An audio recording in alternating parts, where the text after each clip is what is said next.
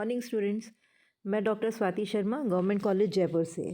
बच्चों, इस वीडियो में मैं गवर्नमेंट कॉलेज जयपुर और गवर्नमेंट कॉलेज शाहपुरा के बच्चों के लिए नेक्स्ट एक्सपेरिमेंट लाऊंगी जिसका नंबर है 3rd। ये आपकी एक्सरसाइज 3rd है। इससे पहले हम दो वीडियोस में 2 एक्सरसाइजेस कर चुके हैं जो कि सरफेस टेंशन से रिलेटेड थी। आपने सरफेस टेंशन निकाला था जो आपको लिक्विड दिया गया उसका, और दूसरी एक्सरसाइज में दिए गए द्रव की प्रतिशत संघटन ज्ञात किया था आपने पृष्ठ तनाव विधि द्वारा। एक्सपेरिमेंट इस वीडियो में हम एक्सपेरिमेंट नंबर 3 कर रहे हैं। यहाँ एक्सपेरिमेंट नंबर 1 लिखा हुआ है, वो बुक की PDF है, इसलिए उस पर ध्यान मत दीजिए। आपका ये प्रयोग संख्या 3 है। इसमें आपको करना है दिए गए द्रव का ओसवाल्ड विस्कोमीटर की मदद से विस्कोसिटी ज्ञात करनी है। ओसवाल्ड श्यानता मापी से श्यानता ज्ञात करनी है, विस्कोसिटी। बच्चों, इसके लिए आपका एपरेटस है ओसवाल्ड विस्कोमीटर। इसका चित्र यहाँ पे दिया गया है। ये ओसवाल्ड विस्कोमीटर है। इसकी जो डार्क ट्यूब बनी है जिसमें एक बल्ब लगा हुआ है वो पतली होती है, और जो प्लेन ट्यूब बनी हुई है वो थोड़ी मोटी होती है।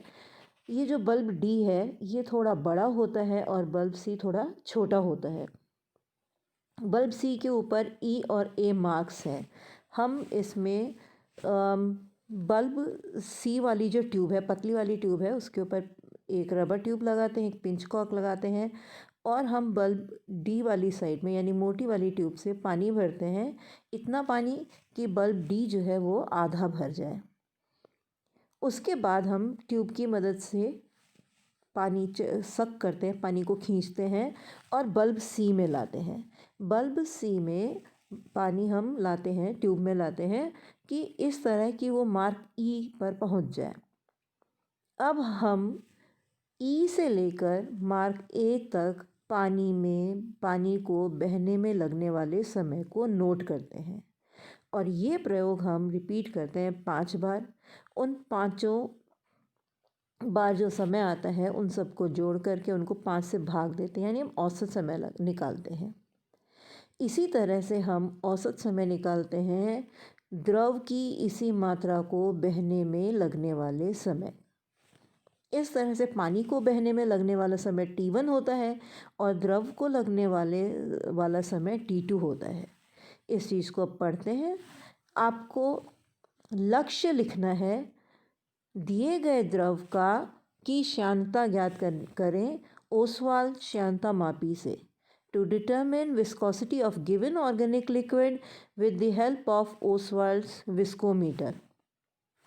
नेक्स्ट आपको हेडिंग डालनी है उपकरण। इसमें आपका उपकरण है ओसवाल्ड विस्कोमीटर। पिक्नोमीटर नहीं लिखना है, इसको मैंने काटा है। या relative density bottle RD bottle नहीं लिखना है, इसको मैंने काटा है। फिर आपको लिखना है stop watch, beaker, tube, pinch cork etcetera. Chemicals required, रसायन वो हैं ऑर्गेनिक लिक्विड या द्रव और डिस्टिल्ड वाटर एट्सेट्रा। एट्सेट्रा में है ओसवाल्ड विस्कोमीटर को साफ करने के लिए NaOH, क्रोमिक एसिड आदि। फिर आपको लिखना है सिद्धांत, थ्योरी। उसमें आप लिखेंगे कि किसी भी द्रव की विस्कोसिटी श्यानता जो है वो हम इस सूत्र को इस्तेमाल करते हुए निकाल सकते हैं। η1/η2 = T1D1/T2D2, अर्थात η2 = T2D2 × T1D1 × η1। यहाँ पर η2 जो है वो दिए गए द्रव की विस्कोसिटी है, η1 जल की विस्कोसिटी है, T2 time taken by the liquid to flow from E to A है। यानी T1 जो है, T2 जो है वो दिए गए द्रव को की निश्चित मात्रा को E मार्क से A मार्क तक बहने में लगने वाला समय है। T1 जो है वो जल को E मार्क से A मार्क तक बहने में लगने वाला समय है, यानी time taken by H2O to flow from E to A।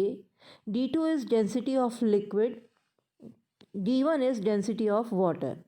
D2 क्या है, जल उस दिए गए द्रव का घनत्व, और D1 है जल का घनत्व। इसकी फिर आपको लिखनी है विधि। विधि हम पॉइंट वाइज लिखेंगे, स्टेप्स में लिखेंगे। सबसे पहला इसका स्टेप है कि आपको जो विस्कोमीटर मिला है उसको NaOH एंड क्रोमिक एसिड से साफ़ करें। ये आपको स्टेलेग्नोमीटर को भी करना था, इसको भी करना है। फिर इस विस्कोमीटर को सुखाना है ओवन में। फिर इस विस्कोमीटर को वर्टिकली यानी सीधा खड़ी पोजीशन में रखना है, क्लैंप करना है क्लैंप स्टैंड में। अब आपको डिस्टिल्ड वाटर भरना है वाइडर ट्यूब में, चौड़ी ट्यूब में, इस तरह से कि चौड़ी ट्यूब में जो बल्ब है यानी बल्ब टी वो आधा भर जाए। फ्लो जो है अगर हम ज़्यादा भर देंगे तो जल के बहने की गति या लिक्विड के बहने की गति बहुत कम हो जाएगी और आपका टाइम ज़्यादा लगेगा। हो सकता है एक्सपेरिमेंट सक्सेसफुल ना रहे, इसलिए उस बल्ब को आधा ही भरना है। डी बल्ब को देखिए चित्र में, जब हम प्रयोग करते हैं तो हमारे हाथ में इंस्ट्रूमेंट होता है, अभी हमें देख के काम चलाना पड़ेगा। ये जो डी बल्ब है इसको आधा ही भरना है। नेक्स्ट स्टेप है connect a rubber tube to the narrower tube of viscometer. Rubber tube आपको कहाँ कनेक्ट करनी है? जो उस विस्कोमीटर की पतली साइड है, जो आपको डार्क साइड दिखाई है, ई बल्ब वाली साइड दिखाई है, वो जो पतली ट्यूब है उसमें आपको रबर ट्यूब लगानी है। फिर पानी को, जल को खींचना है इस ट्यूब की मदद से, जिससे कि वो ऊपर वाले बल्ब में आ जाए। और जब वाटर ई मार्क तक पहुंच जाए तब आपको वापस उस पानी को बहने देना है। और कहाँ तक बहने देना है? मार्क ए तक। इस ई से ए तक जल के बहने में लगने वाले समय को नोट करना है स्टॉपवॉच की मदद से। Note the time taken in flowing water from E to A with the help of stopwatch. अब आपको यही प्रयोग बार बार दोहराना है। Repeat the experiment several times and determine the average value. आपको ये जो टाइम है द्रव को बहने वाला, जल को बहने में लगने वाला जो टाइम है वो 5 बार नोट करना है, और उस दिए गए द्रव को भी बहने में लगने वाला टाइम 5 बार नोट करना है। जल को बहने में लगने वाला टाइम T1 जो है वो जो 5 बार वैल्यूज़ आई है समय की उन सबको जोड़ेंगे सेकंड्स को, और फिर उनको 5 से डिवाइड करेंगे तो एवरेज वैल्यू आएगी। वो एवरेज वैल्यू T1 होगी, जल को बहने में लगने वाला समय होगा। T2 जो निकलेगा वो द्रव के बहने में लगने वाले समय की जो आपने 5 बार वैल्यूज़ निकाली उन सब के योग को 5 से भाग करने पे मिलेगा, यानी उस द्रव को बहने वाला जो समय है वो औसत वैल्यू जो आएगी वो होगी। ठीक है, वो T2 होगा। अब हम इन वैल्यूज़ को सूत्र में रखेंगे और ज्ञात करेंगे। अब repeat the experiment 4-5 times with the given organic liquid. जो भी आपको द्रव दिया गया उससे इस एक्सपेरिमेंट को करेंगे, और फिर उसमें को बहने में लगने वाले समय जो है उन सब जो 5 बार आपने एक्सपेरिमेंट किया उन पाँचों वैल्यूज़ को ऐड करेंगे और 5 से डिवाइड करेंगे तो एवरेज वैल्यू आएगी।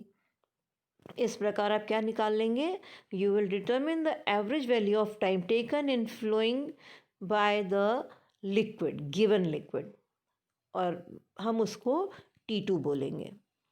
Now determine density of the organic liquid with the help of pycnometer. ये आपको नहीं करना है, आपको छठा पॉइंट नहीं लिखना है। ठीक है, बच्चे जो रिकॉर्ड चेक करवा रहे हैं वो इस चीज़ को लिखे जा रहे हैं, आपको ये नहीं लिखना है, क्योंकि हम आपसे अब प्रयोगशालाओं में रिलेटिव डेंसिटी नहीं निकलवाते, वो हम निकाल कर दे देते हैं। अब आपको जो प्रेक्षण लिखने हैं, नेक्स्ट हेडिंग आ गई, छठा पॉइंट नहीं लिखना है, आपको सीधे प्रेक्षण लिखने। प्रेक्षण क्या है? कमरे का तापमान, वो हमारा आज की तारीख में 20 डिग्री सेंटीग्रेड है। दिए रूम टेम्परेचर पर यानी कक्ष के तापमान पर डेंसिटी ऑफ वाटर, जल का घनत्व, वो हमारे निकली 0.998 ग्राम पर ml। फिर आपको जल की विस्कोसिटी लिखनी है। फिर आपको जो कि 0.01 मिलीपॉइज है।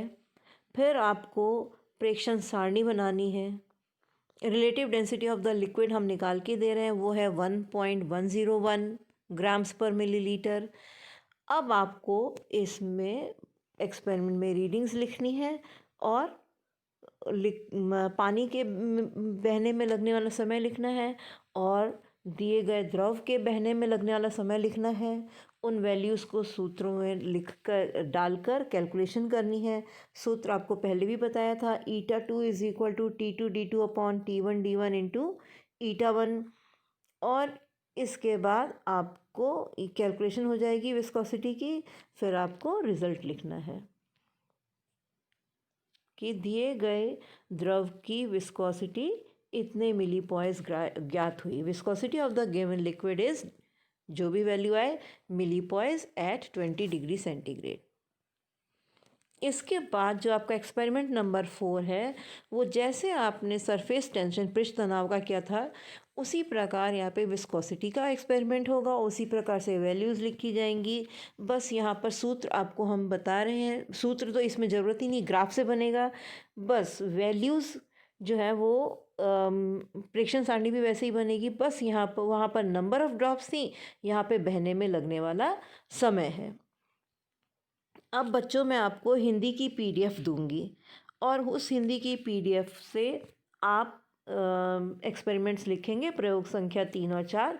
ये PDF मैं आपको मंडे को अपलोड कर दूंगी और आप उसको देख करके प्रयोग संख्या 3 और 4 लिखेंगे। बच्चों आप लोगों की बहुत सारी क्वेरीज आ रही हैं, जिसमें एक क्वेरी सिंपल सी ये आ रही है कि हमें किस प्रकार की कॉपी में करना है, फाइल बनानी है कि क्या करना है। तो बच्चों आप लोगों को ये सारे एक्सपेरिमेंट्स प्रैक्टिकल रिकॉर्ड में लिखने हैं। वो आपको जो प्रैक्टिकल रिकॉर्ड बाज़ार में मिलता है, एक साइड प्लेन और एक साइड लाइनों वाला, केमिस्ट्री प्रैक्टिकल रिकॉर्ड मांगेंगे दुकान पे आप लोग तो आपको मिल जाएगा।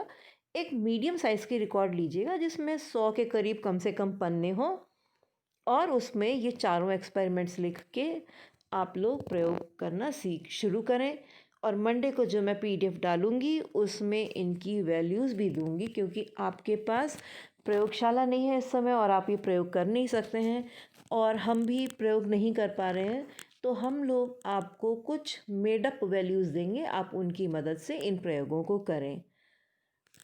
तो कल मैं आपको वीडियो में वो वैल्यूज़ भी दे दूँगी। आई होप आप लोगों को ये समझ में आ गए होंगे प्रैक्टिकल कैसे लिखने हैं। इस वीडियो में इतना ही। Thank you.